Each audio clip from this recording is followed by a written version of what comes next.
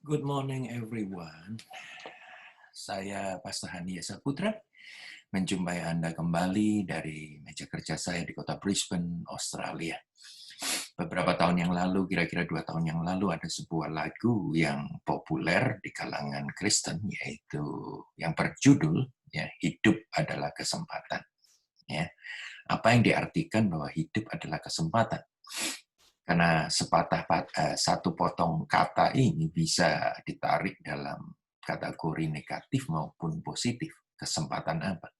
Kalau kita orang yang sangat egois sekali, ya kita bisa deklarasi hidup adalah kesempatan, maka hasilnya adalah negatif semata-mata. Tetapi kalau kita orang yang suka menolong, ya, suka memberi, maka hasil yang kita bisa tarik daripada hidup adalah kesempatan adalah positif semata-mata.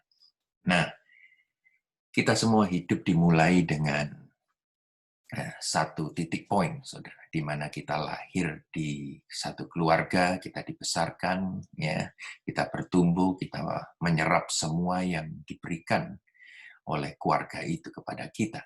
Ya, andai kata kita bukan sendiri saja, istilahnya kita bukan anak tunggal, maka kita belajar juga bukan sekedar dari papa mama, ya, ayah ibu, tetapi juga dari sibling kita, dari saudara-saudara kandung kita. Nah, itu sangat sekali mempengaruhi pertumbuhan daripada karakter kita. Ya, sangat mempengaruhi karakter kita, sebab apapun yang mereka taruh cap di dalam kehidupan kita, itulah yang sebagian besar, ya, sebelum Kristus masuk dalam kehidupan kita, itulah yang akan tercetak dalam kehidupan kita. Ya. Kalau kita ini menderita di dalam satu keluarga, maka garbage in, garbage out juga. Ya. Tetapi kalau kita ini diberkati, maka blessing in, blessing out, saudara. Ya. Maka satu istilah hidup adalah kesempatan. Kita akan kaji pada pagi hari ini. Biarlah saudara diberkati. Gunakan kesempatan untuk memberkati, ya, someone that you love. Uh, kita jelas sekali bahwa kita tidak bisa hidup di atas muka bumi ini seorang diri. Ya, istilahnya kita tidak boleh deklarasi dengan sombong bahwa kita tidak membutuhkan orang lain. Sebab dalam kelangsungan kehidupan kita, kita membutuhkan orang-orang lain. Saudara. Kalau saudara lihat konsep tentang hidup adalah kesempatan di Lukas 13 ayat yang ke-7, saudara akan temukan satu ilustrasi di mana seorang pemilik kebun itu, ya, yang berharap bahwa pohon aranya itu berbuah. Dia nantikan 3 tahun, sudah. Tetapi setelah dia nantikan 3 tahun tidak ada hasilnya sama sekali, maka dia berkata kepada pesuruhnya, ajudannya, dia katakan, tebanglah pohon ini. Untuk apa ia hidup di tanah ini dengan percuma? Untuk apa ia hidup di tanah ini dengan percuma? Berarti si pemilik kebun ini merasa bahwa dia dirugikan dengan apa yang sudah diinvestasikan pada pohon ini. Tetapi saudara kasih, ya, di ayat 8 dan 9 saudara ketemukan bahwa ajudan daripada pemilik kebun ini mengatakan, beri aku 1 tahun lagi. Ya, aku akan mencangkul, aku akan memberi pupuk, aku akan menyirami, aku akan berusaha sekuat tenagaku supaya pohon ini berbuah. Ya. Nah, ini bicara tentang sebuah kesempatan juga. Entah saudara mau tarik dari mana, dari pohon itu sendiri atau dari kehidupan daripada ajudan ini.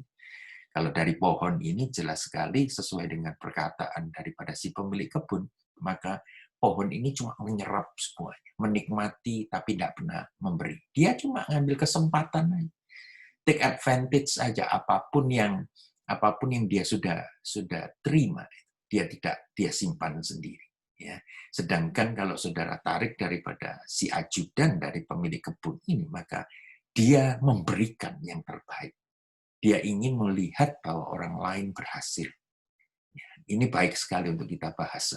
Nah, kita diciptakan dalam satu hubungan, baik itu horizontal maupun hubungan vertikal, saudara. Ya, yang pertama kita tahu persis bahwa kita diciptakan dari dia, oleh dia, dan untuk dia. Maka hubungan vertikal itu penting sekali. Kalau kita cuma hubungan horizontal saja, roh saudara mati, maka hubungan pertemanan saudara akan babak belur. Itu pun kalau kita memiliki hubungan vertikal yang baik pun, kadang-kadang pertemanan kita juga babak belur berdarah-darah.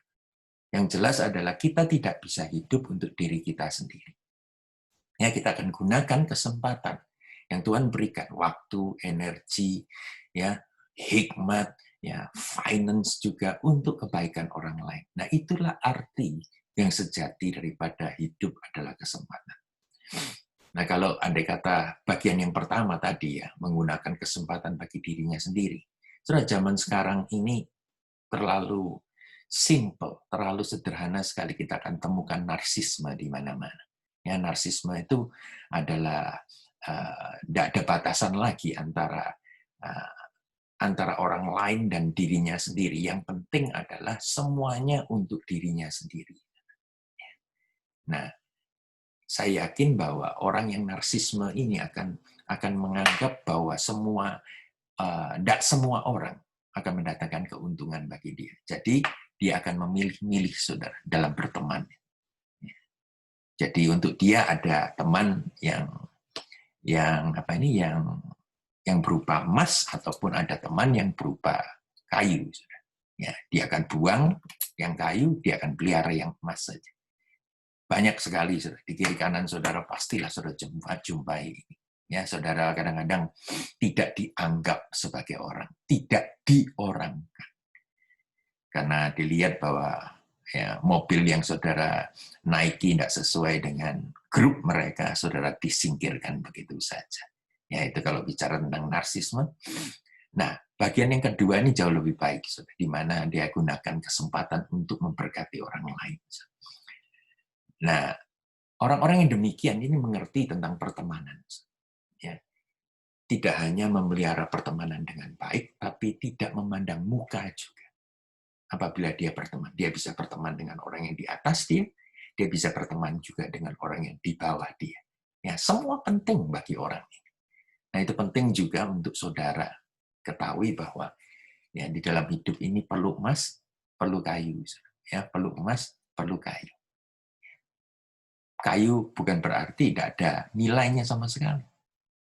Emas jelas kita mengerti tentang nilai emas. Kita pelihara yang emas, kita juga pelihara yang kayu juga.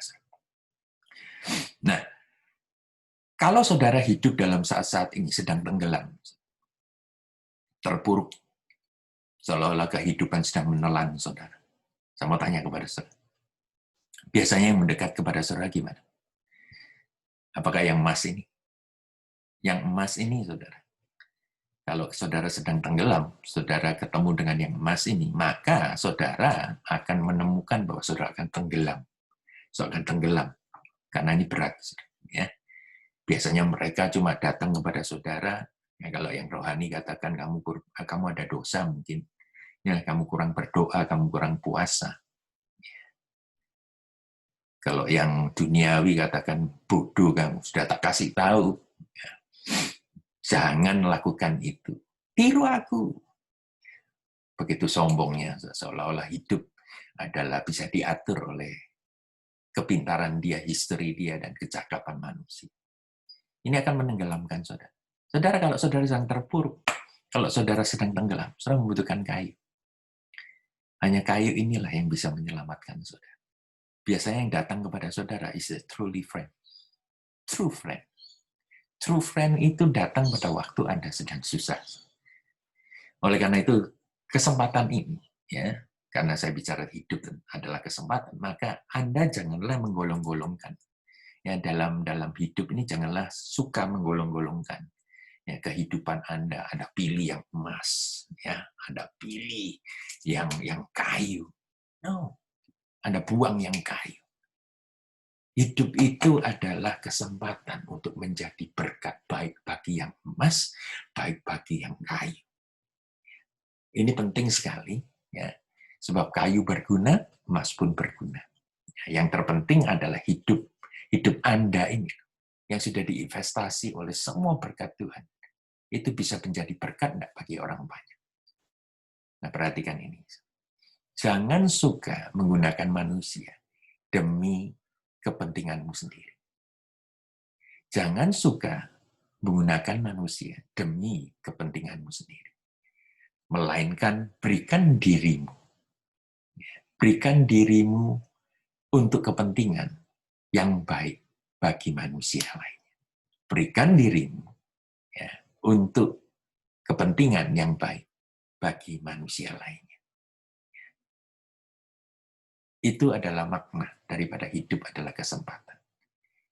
Amsal 18 ayat 24 mengatakan demikian. Ada teman yang mendatangkan kecelakaan, tetapi ada pula sahabat yang lebih akrab daripada seorang saudara. Mungkin saudara katakan begini, andai kata aku punya ya sahabat seperti itu. Saudara, take inventory. Kalaupun tidak ada hari ini, sahabat yang sejati seperti itu, jadilah terlebih dahulu sahabat bagi orang yang membutuhkan. Kalau saudara merasa susah, ada orang yang lain yang lebih susah.